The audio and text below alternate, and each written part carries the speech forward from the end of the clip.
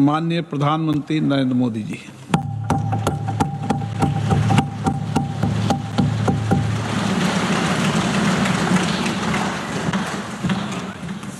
आदरणीय अध्यक्ष महोदय,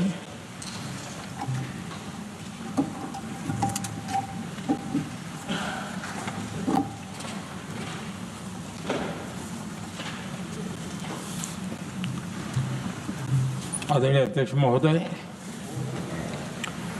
मैं इस सम्मानित सदन में पश्चिम एशिया में चल रहे संघर्ष और इसकी वजह से भारत के सामने आई चुनौतियों पर बात रखने के लिए उपस्थित हुआ हूं। इस समय पश्चिमी एशिया की हालत चिंताजनक है। बीते 2-3 हफ्तों में जयशंकर जी ने और हरदीप पुरी जी ने इस विषय पर सदन को जरूरी जानकारी दी है। अब इस संकट को 3 सप्ताह से ज्यादा हो रहा है। इसका पूरे विश्व की अर्थव्यवस्था पर, लोगों के जीवन पर बहुत ही विपरीत असर हो रहा है। इसलिए पूरी दुनिया इस संकट के जल्द से जल्द समाधान के लिए सभी पक्षों से आग्रह भी कर रही है। अध्यक्ष महोदय, भारत के सामने भी इस युद्ध ने अप्रत्याशित चुनौतियां खड़ी कर दी हैं। ये चुनौतियां आर्थिक भी हैं, नेशनल सिक्योरिटी से जुड़ी भी हैं और मानवीय भी हैं। युद्धरत और युद्ध से प्रभावित देशों के साथ भारत के व्यापक व्यापारिक रिश्ते हैं। जिस क्षेत्र में युद्ध हो रहा है वो दुनिया के दूसरे देशों के साथ हमारे व्यापार का भी एक महत्वपूर्ण रास्ता है। विशेष रूप से कच्चे तेल और गैस की हमारी जरूरतों का एक बड़ा हिस्सा यही क्षेत्र पूरा करता है। हमारे लिए ये रीजन एक और कारण से भी अहम है। लगभग 1 करोड़ भारतीय खाड़ी देशों में रहते हैं और वहां काम करते हैं। वहां समंदर में जो कमर्शियल शिप चलते हैं उनमें भारतीय क्रू मेंबर्स की संख्या भी बहुत अधिक है। ऐसे अलग अलग कारणों के चलते भारत की चिंताएं स्वाभाविक रूप से अधिक है। इसलिए ये आवश्यक है कि भारत की संसद से इस संकट को लेकर एक मत और एकजुट आवाज दुनिया में जाए।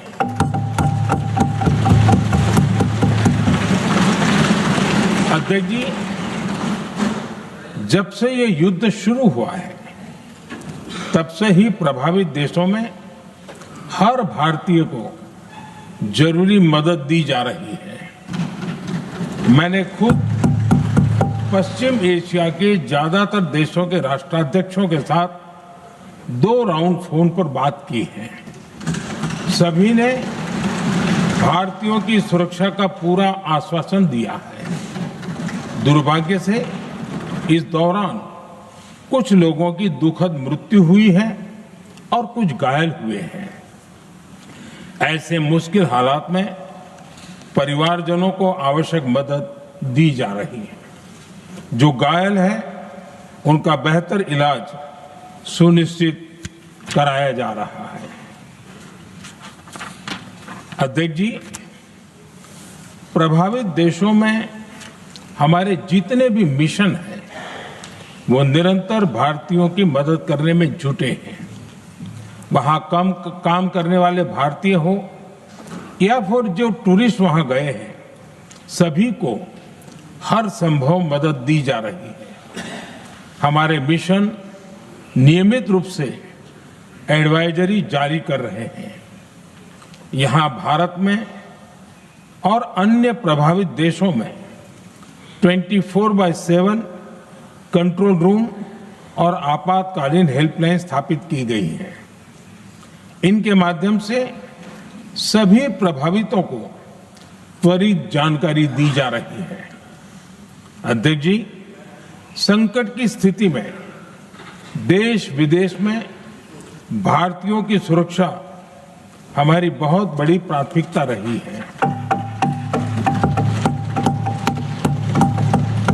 युद्ध शुरू होने के बाद से लेकर अब तक 3,75,000 से अधिक भारतीय सुरक्षित भारत लौट चुके हैं।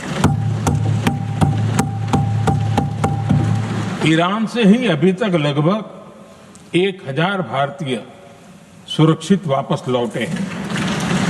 इनमें 700 से अधिक मेडिकल की पढ़ाई करने वाले युवा हैं। खाड़ी देशों में भारतीय स्कूलों में हजारों विद्यार्थी पढ़ते हैं। सीबीएसई ने ऐसे सभी भारतीय स्कूलों में होने वाली कक्षा 10वीं और 12वीं की निर्धारित परीक्षाओं को रद्द कर दिया है। इन बच्चों की पढ़ाई निर्बाध चलती रहे, इसके लिए सीबीएसई उचित कदम उठा रही है। यानी सरकार संवेदनशील भी है, सतर्क भी है और हर सहायता के लिए तत्पर भी है। माननीय अध्यक्ष जी, भारत में बड़ी मात्रा में कच्चा तेल, गैस और फर्टिलाइजर जैसी अनेक जरूरी चीजें हॉर्मुज स्ट्रेट के रास्ते से आती हैं। युद्ध के बाद से ही हॉर्मुज स्ट्रेट में जहाजों का आना जाना बहुत चुनौतीपूर्ण हो गया है। बावजूद इसके हमारी सरकार का ये प्रयास रहा है कि पेट्रोल, डीजल और गैस की सप्लाई बहुत ज्यादा प्रभावित न हो। देश के सामान्य परिवारों को परेशानी भी कम से कम हो, इस पर हमारा फोकस रहा है। हम सभी जानते हैं, देश अपनी जरूरत की 60% एलपीजी आयात करता है। इसकी सप्लाई में अनिश्चितता के कारण सरकार ने एलपीजी के डोमेस्टिक उपयोग को प्राथमिकता दी है। साथ ही एलपीजी के देश में ही उत्पादन को भी बढ़ाया जा रहा है। पेट्रोल, डीजल की सप्लाई पूरे देश में सुचारू रूप से होती रहे, इस पर भी लगातार काम किया गया है। अध्यक्ष जी, आज की इन परिस्थितियों में एनर्जी सिक्योरिटी को लेकर बीते एक दशक में उठाए गए कदम और भी प्रासंगिक हो गए हैं।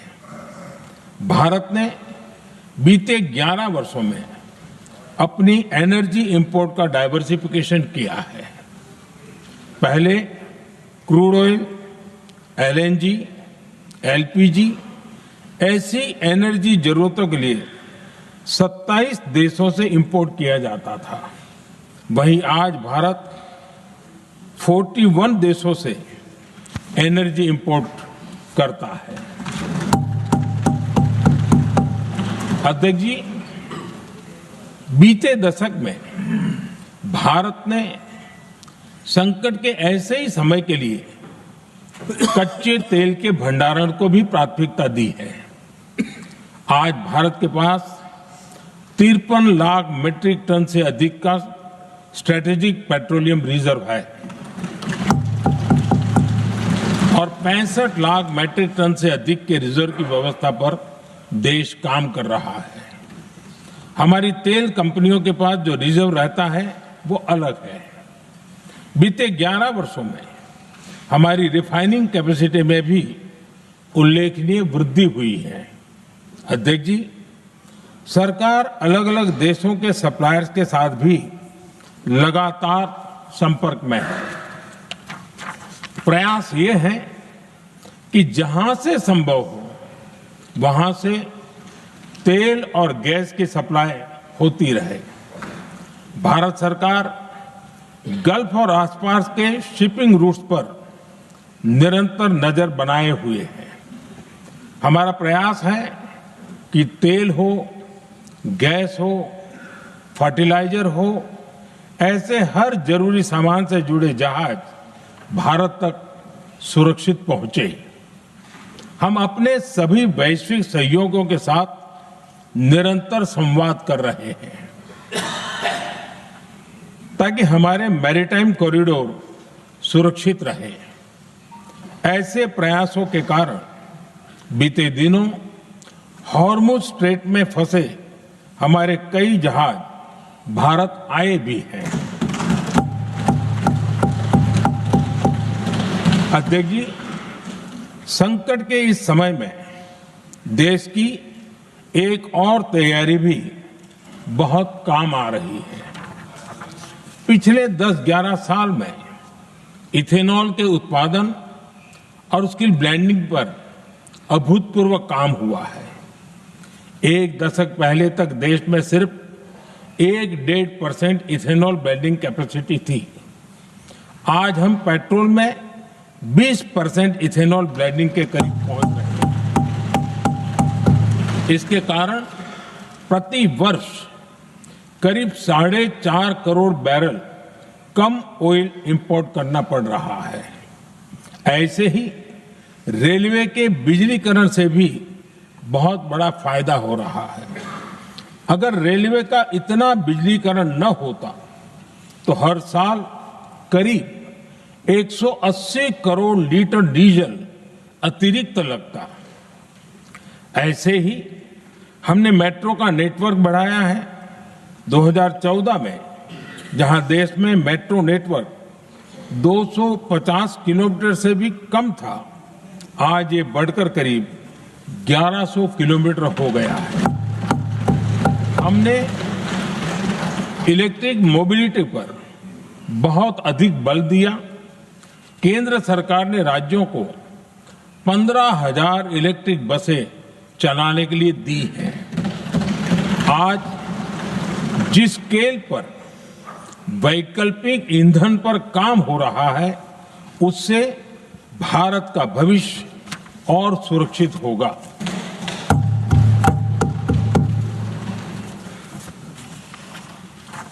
आदरणीय अध्यक्ष जी, हम जानते हैं कि एनर्जी आज इकोनॉमी की रीढ़ है और ग्लोबल एनर्जी नीड्स को पूरा करने वाला एक बड़ा सोर्स वेस्ट एशिया है। स्वाभाविक है कि दुनिया भर की अर्थव्यवस्था वर्तमान संकट से प्रभावित हो रही है और भारत पर इसका कम से कम दुष्प्रभाव हो, इसके लिए निरंतर प्रयास किए जा रहे हैं। सरकार इसके शॉर्ट टर्म, मीडियम टर्म और लॉन्ग टर्म ऐसे हर असर के लिए एक रणनीति के साथ काम कर रही है। आज भारत की इकोनॉमी के फंडामेंटल्स मजबूत है। इससे भी देश को बहुत मदद मिली है। हम हर सेक्टर के स्टेक होल्डर्स के साथ चर्चा कर रहे हैं। जहां भी जरूरत है उस सेक्टर को आवश्यक सपोर्ट दिया जा रहा है। भारत सरकार ने एक इंटर मिनिस्ट्रियल ग्रुप भी बनाया है।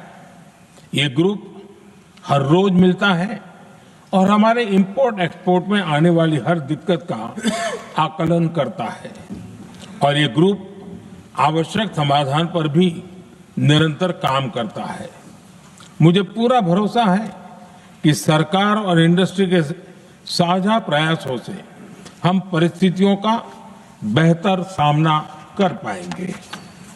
माननीय अध्यक्ष जी, एक बड़ा सवाल ये है कि युद्ध का खेती पर क्या प्रभाव होगा।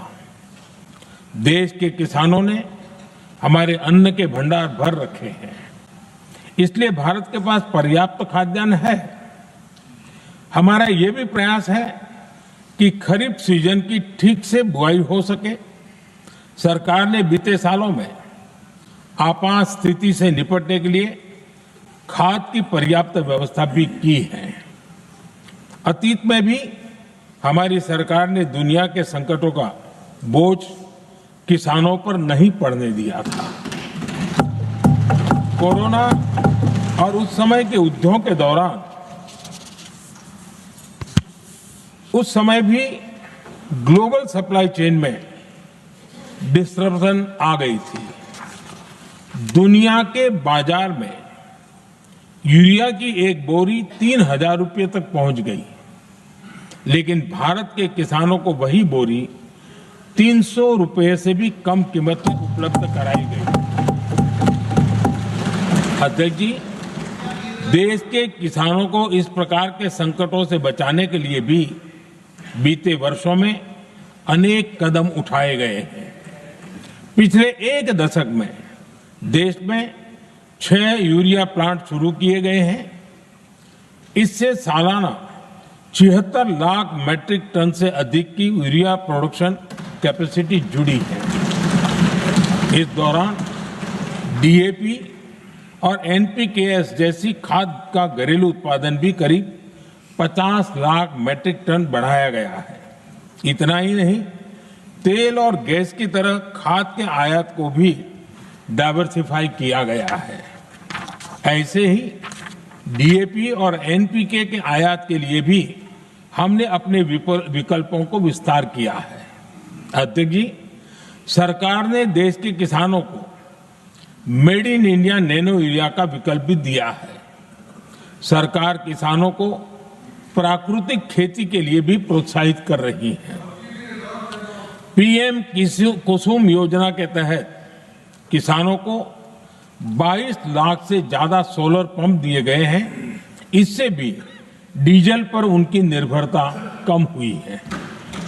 मैं सदन के माध्यम से देश के किसानों को विश्वास दिलाता हूं कि सरकार किसानों की हर संभव मदद करती रहेगी।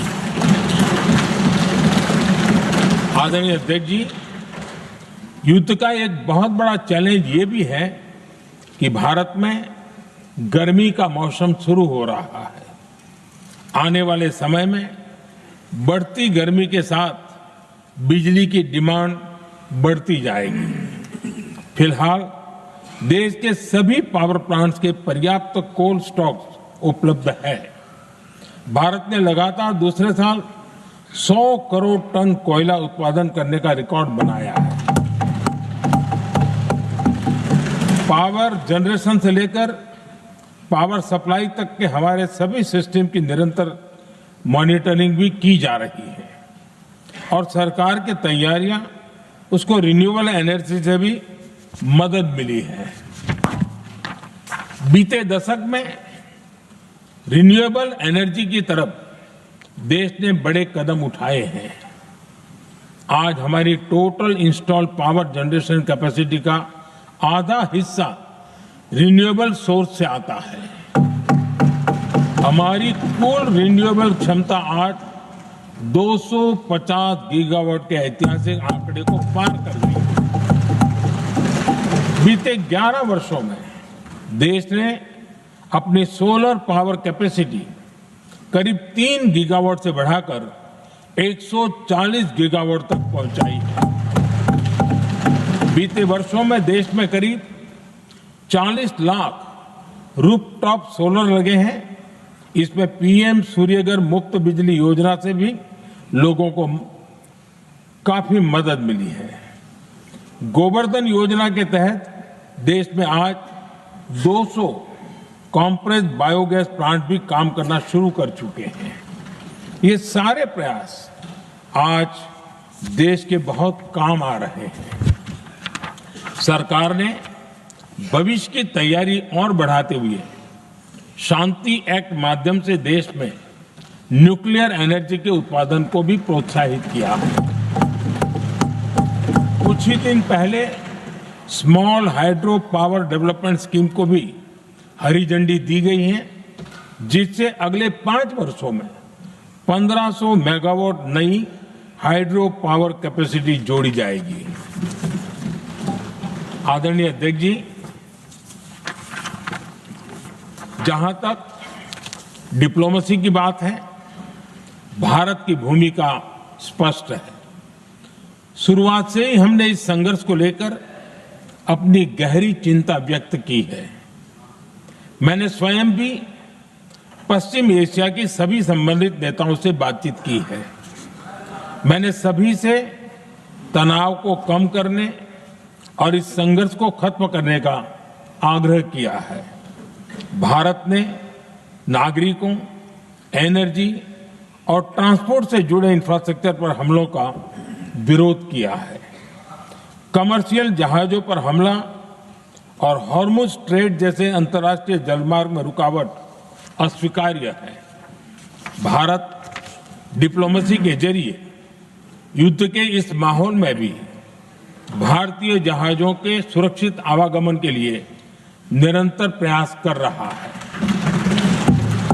अध्यक्ष महोदय, भारत हमेशा से ही मानवता के हित में और शांति के पक्ष में अपनी आवाज उठाता रहा है। मैं फिर कहूंगा कि बातचीत और कूटनीति ही इस समस्या का समाधान है। हमारे हर प्रयास तनाव को कम करने, इस संघर्ष को समाप्त करने के लिए है। इस युद्ध में किसी के भी जीवन पर संकट मानवता के हित में नहीं है। इसलिए भारत का प्रयास सभी पक्षों को जल्द से जल्द शांतिपूर्ण समाधान के लिए प्रोत्साहित करने का है। अध्यक्ष जी, जब ऐसे संकट आते हैं तो कुछ तत्व इसका गलत फायदा उठाने की कोशिश भी करते हैं। इसलिए कानून व्यवस्था सुनिश्चित करने वाली सभी एजेंसियों को अलर्ट पर रखा गया है। कोस्टल सिक्योरिटी हो, बॉर्डर सिक्योरिटी हो, साइबर सिक्योरिटी हो, स्ट्रेटेजिक इंस्टॉलेशंस हो, सबकी सुरक्षा को और मजबूत किया जा रहा है। अध्यक्ष जी, इस युद्ध के कारण दुनिया में जो कठिन हालात बने हैं, उनका प्रभाव लंबे समय तक बने रहने की आशंका है। इसलिए हमें तैयार रहना होगा, हमें एकजुट रहना होगा।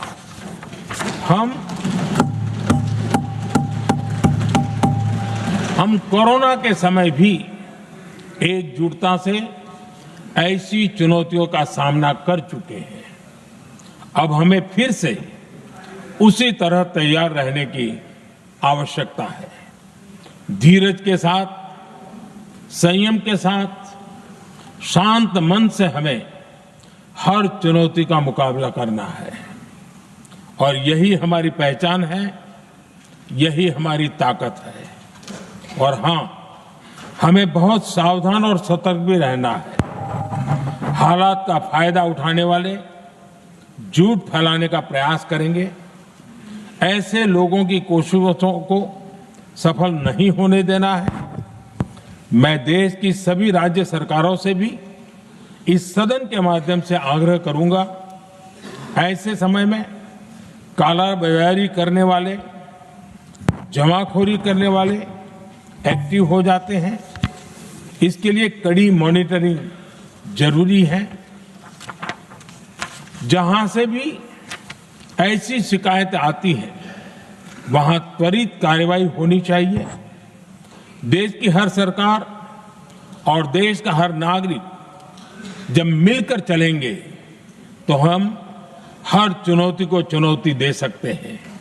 इसी आग्रह के साथ मैं अपना वक्तव्य समाप्त करता हूं। बहुत बहुत धन्यवाद। माननीय सदस्यगण,